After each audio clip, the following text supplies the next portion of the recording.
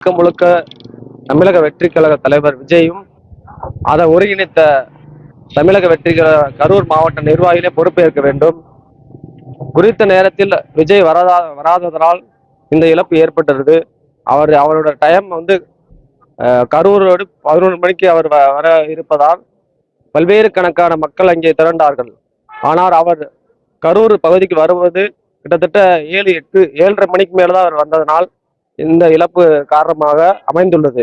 எனவே விஜய் அந்த இழந்தவர்களுக்கு 1 கோடி நிவாரணம் தமிழக வெற்றி கழக சார்பில் அறிவிக்க வேண்டும்.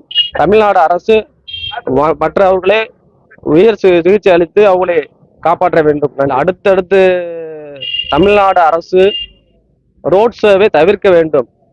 பொது இடங்களில் நிகழ்ச்சிகள் பல்வேறு திரைப்பிரபலம் என்பதால் விஜய் என்பதால் பலாயிரக்கணக்கான இளைஞர்கள் அங்கு அவர்கள் காண வருவதால் பல்வேறு சிக்கல் உள்ளது.